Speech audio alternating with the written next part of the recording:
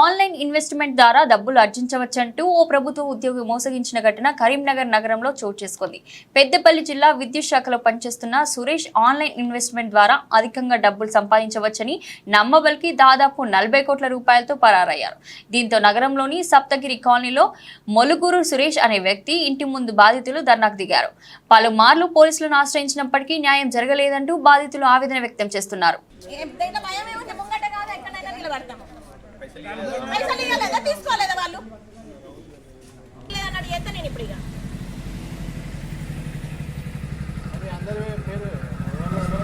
నందిని చెప్తానే ఉంటేనే నేను అన్నయ్య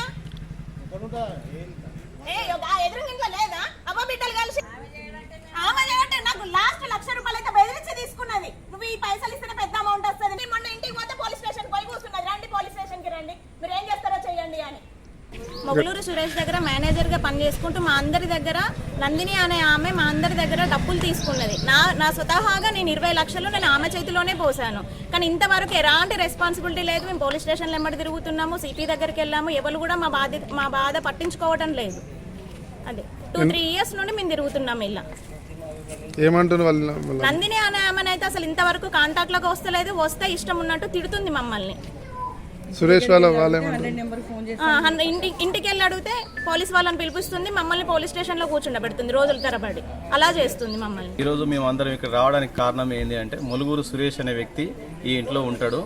గత 3 సంవత్సరాల క్రితం అందరి దగ్గర ఇన్వెస్ట్మెంట్ ఆన్లైన్ బిజినెస్ కోసమని అందరి దగ్గర డబ్బులు తీసుకొని మాకు నెలకి ఇన్ని పర్సెంటేజ్ చొప్పున ఇస్తా అని చెప్పుకుంటా మాయమాటలు కళ్ళు కబుర్లు చెప్పేసి అందరి దగ్గర డబ్బులు విపరీతమైన డబ్బులు లాగేసుకొని ఎస్కేప్ అయ్యిండు.